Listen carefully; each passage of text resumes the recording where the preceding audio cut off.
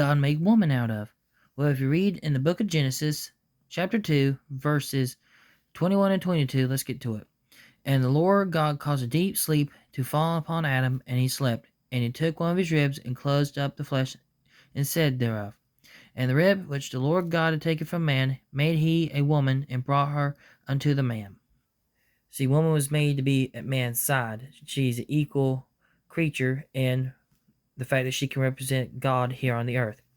That is why men and women are equal.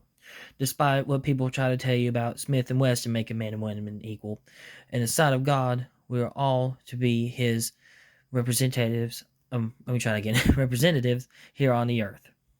And Adam's response when he saw his wife was, And Adam said, This is now bone of my bones and flesh of my flesh.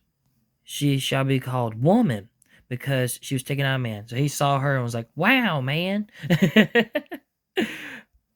But yeah, men and women.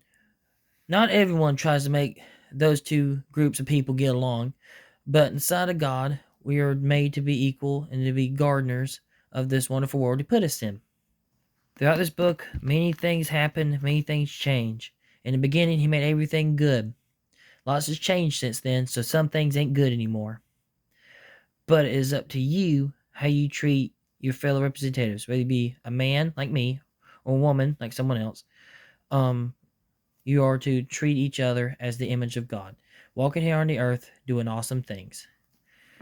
Because that's all the characters in this book are people going around doing things, interacting with other representatives of God. I don't know why I can't say that word right today. But all interacting with each other. And some people don't want to live up to be the image of God here on the earth.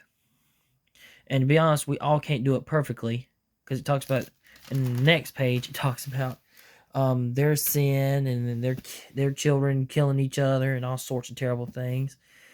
And it's like, what do we do if we can't live here perfectly? Well, at the end of the book, we get to this part called the New Testament.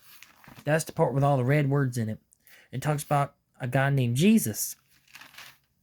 And he went around doing a bunch of wonderful things, and he lived as the perfect image of God. But he still took the punishment, which is death, on him for you. He became sin for you, so you wouldn't have to die and go to hell. And I ask you today to think about if you've accepted that gift or not. I hope you do, and you can have a relationship with God. I hope you have a nice day. God bless you, and goodbye.